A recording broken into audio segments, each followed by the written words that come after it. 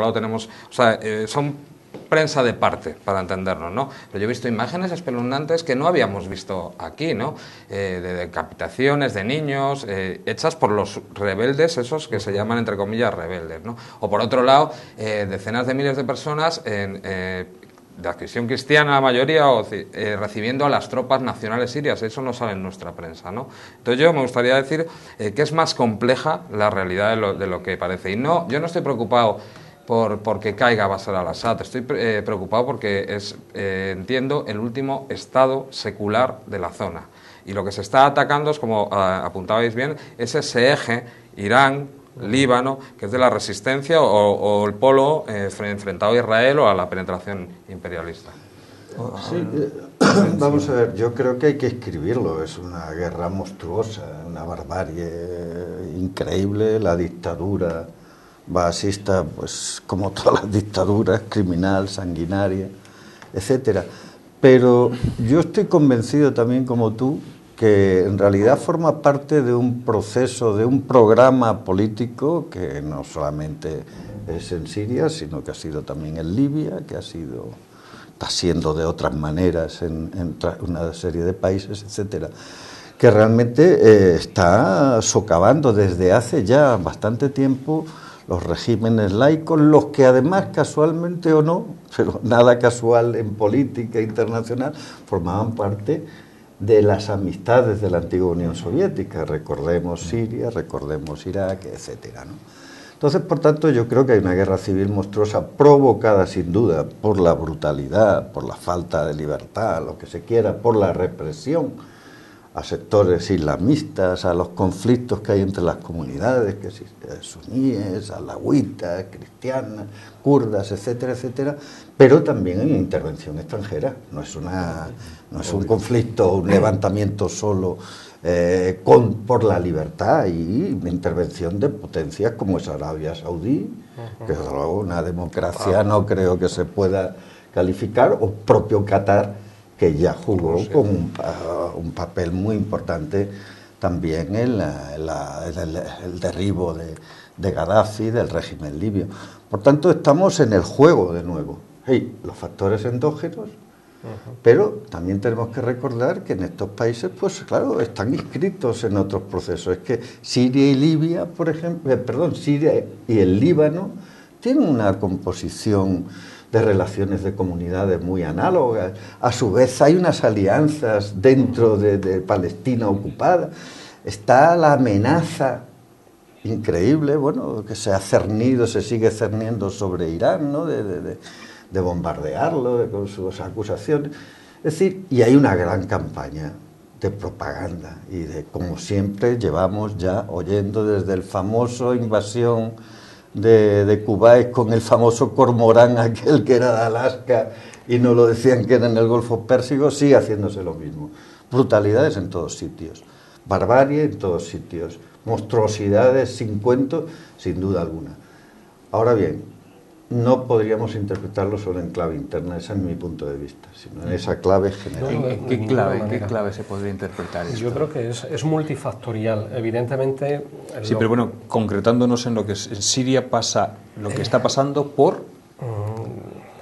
Caray, es que... Ya es difícil, que es una pregunta de nada. nada. Vamos a ver. Está bien porque él ha empezado hablando del Aleph, que es el petróleo. Es decir, en torno al petróleo se crea como en una tragedia shakespeariana, se trazan diferentes, pero el objetivo final es el dominio de la fuente energética del petróleo. Para eso aprovecharán de Al-Qaeda, que muchas veces a mí me suena como a Duque de Alba, decían, o sea, el hombre del saco, Al-Qaeda. Bueno, aprovecharán cualquier definición, pero el objetivo último es el control del petróleo, de la producción y el transporte del petróleo. Fijaros cómo está el tema del transporte por el Golfo Pérsico. Son muy peligrosos, hay en conflicto mucha gente. Y que yo creo que se pueden armonizar perfectamente todas nuestras opiniones, porque no creo que nadie discrepe de que el punto central de todo esto es otro conflicto más creado por el capitalismo y por su voracidad sin límite, ¿no? Sí, pero hay varios factores, tiene también razón el compañero moderador, ¿no? No hay que olvidar otra industria que es tan fuerte o más que la del petróleo, que es la industria militar del Pentágono, ¿no? O sea, no solamente hace falta leer a Chomsky para saberlo, es que es de sentido común. Todos estos países que se arrasan luego se reconstruyen, pero es que los reconstruyen empresas norteamericanas o empresas británicas con dinero de esos países, ¿no? Es decir, es un enorme negocio, es como si nosotros ahora vamos destruyendo Madrid y después de destruir Madrid lo reconstruimos y son los madrileños los que nos lo pagan. Y hay otro aspecto que sí me gustaría enfatizar. Creo que Occidente tiene un doble juego con lo que se ha dado en llamar, entre comillas, el integrismo islámico, ¿no? Ahí tenemos el caso de los hermanos musulmanes, ¿no? Los hermanos musulmanes, hasta que a mí me convenzan de lo contrario, nacieron y se crearon en la embajada británica en los años 20, 30, ¿no? Pero es un grupo de auténticos talibanes, de auténticos fanáticos, aunque tengan otro nombre. Y sin embargo se les está permitiendo que controlen la educación, que controlen la justicia. ¿Qué ocurre? Que el pueblo no es así, el pueblo va por otra deriva, aunque nos intenten hacer creer que los árabes pues, son unos señores fanáticos con turbante, ¿no? Entonces, claro, si por un lado tienes unas medidas económicas que te empobrecen horriblemente, ¿no? Como veremos luego que ocurrió con lo de Nasser, ¿no? Y por otro lado tienes a unos fanáticos que de facto son los que están controlando los usos y costumbres sociales, la explosión está servida. Porque además hay otro aspecto muy importante. Antes la juventud árabe e inclusive las clases medias podían emigrar, pero es que ahora esa emigración árabe está siendo sustituida por asiáticos, de manera que se está todo cociendo en su jugo. Es una situación muy explosiva, bueno, no hace falta reiterarlo. El tema que has tratado, porque ya has salido de lo que es la región de, bueno, lo que es el país de Siria como tal, y el conflicto es como mucho más amplio. Vamos a ver ahora mismo un vídeo sobre la plaza de Tahrir en Egipto. Esa es otra variante más, creo entender yo, de lo que es este conflicto que estamos aquí tratando. Vemos el vídeo y luego lo traemos aquí y empezamos a desmenuzar también qué sucede en Egipto, ¿no? La situación en Egipto está cada vez más tensa. La oposición rechazó este viernes el llamado a diálogo propuesto el jueves por el presidente Mohamed Morsi. Los opositores del presidente volvieron a salir a las calles, al igual que lo hicieron sus partidarios, como se ve aquí. Esta multitud carga los cuerpos de los muertos durante las manifestaciones de la noche del miércoles. Todos, dicen, eran partidarios del presidente, que salieron a defender el palacio de sus detractores. Nadie de las filas que se oponen al presidente murió. La gente que murió es la que fue al palacio a protegerlo, a evitar que lo atacaran.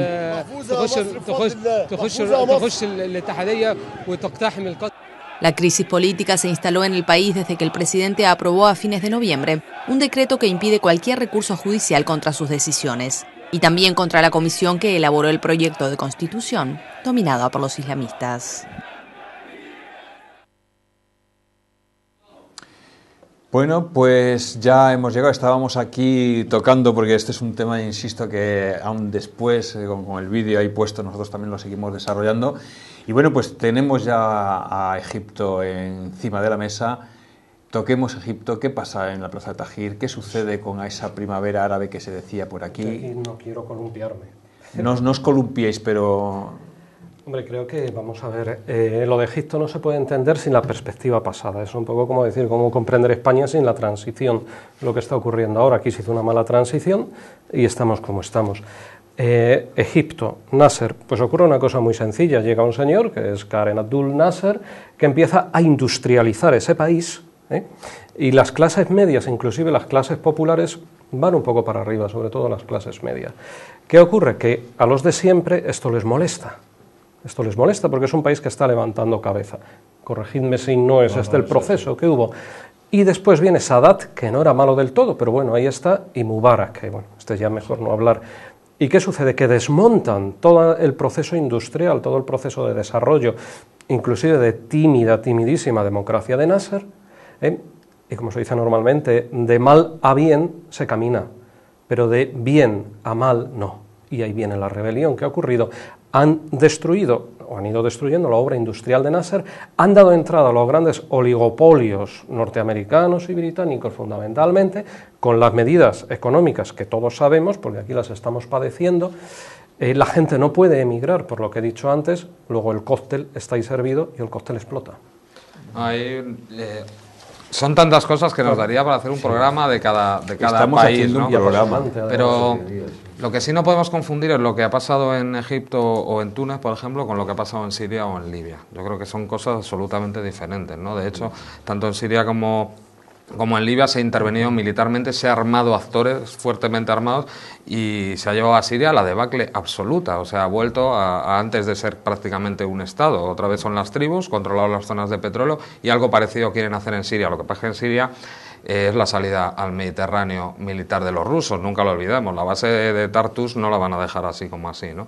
Pero en el caso de Egipto, Egipto es uno de los países más importantes, que además es un país africano, pero que además es la parte con el nexo con el mundo árabe, ¿no? Un país poblado que puede ser una potencia militar, que puede ser una potencia industrial, que fue la que amenazó directamente en su hegemonía a Israel, ¿no? Tanto por población como por preparación profesional de sus cuadros por medio del Estado socialista de Nasser, ¿no? Con todos sus defectos, inmerso en una lógica de guerra fría, ¿no?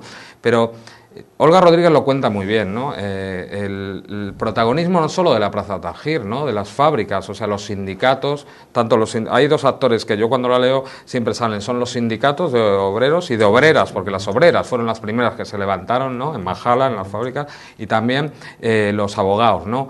Es curioso que también en Túnez, ¿no? Entonces yo creo que es una lógica que es lo que sí tenemos que analizar, y con esto acabo para que dejar hablar a más gente, es hermanos musulmanes. Los están promocionando. Túnez lo gobiernan los hermanos musulmanes, Egipto lo gobiernan los hermanos musulmanes, que fueron creados, según mi entender, a finales del siglo XIX o el siglo XVIII, no me acuerdo, siglo XIX, ¿no? 19. Y se hablaba que era una creación británica, evidentemente, pero tienen una lógica, quiere jugar, Morsi, por ejemplo, quiere jugar como potencia regional, pero cumpliendo los acuerdos con Estados Unidos, eso nunca olvidemos, ¿no? Entonces, es que hay tantos factores moviéndose ahí y unos pobres desgraciados de pueblo sufriendo que es muy difícil explicarlo. Yo lanzo esta... Sí. A ver, hay una gran diferencia, dentro de un contexto general, pero es cierto, yo creo que Túnez y Egipto tienen unas analogías, como es un indiscutible afloramiento de masas, de protestas sociales. No hay nada más que olvidar cómo apareció el detonante en Túnez de la movilización social que derribó las masas, un movimiento clásico, ¿no? Cómo acabó con un régimen dictatorial, un protectorado también de las grandes potencias. Ben Ali y su régimen pues era un régimen, pues bueno, sobre todo muy genuflexo respecto a las orientaciones políticas. Fue a través de recordar la inmolación de Assisi, de un ciudadano que desesperado que se quemó. Le quitaron el pequeño puesto que parece tenía para mítico, parece legendario, pero lo cierto es que eso desencadenó grandes movilizaciones que hasta que no derribaron la sociedad, yo diría, la sociedad, los sindicatos, también los hermanos musulmanes tienen una implantación social. Es parecido también como las primeras movilizaciones obreras en Egipto fueron las que han desencadenado la caída, del régimen principal de Oriente Medio, porque Egipto es en términos demográficos, en términos de influencia intelectual, es el centro por lo menos del ¿cómo diría yo?, del sunismo, ¿no? Hasta intelectualmente, la gran mezquita de Al-Azhar, no sé, son indudablemente... Que haya caído un régimen que fue, sí, nasserista en un momento, pero después recordar la derrota a manos de Israel, lo que lo convirtió es también un Estado que el único que tenía relaciones diplomáticas con Israel, su ejército, que es un papel muy importante allí en Egipto, está financiado por las mayores, junto con Israel, por supuesto siempre Israel el primero, pero las grandes inversiones de mantener el ejército ya no como una fuerza militar, sino como una fuerza que controla incluso los circuitos económicos, empresariales. Esto ha sido muy importante. Por tanto, hablamos de unas movilizaciones importantes. Lo que pasa que tanto en Túnez como en Egipto, los hermanos musulmanes, en unos estados dictatoriales, de algún modo sustituían la ausencia de un Estado que se dedicase también a atender a los pobres,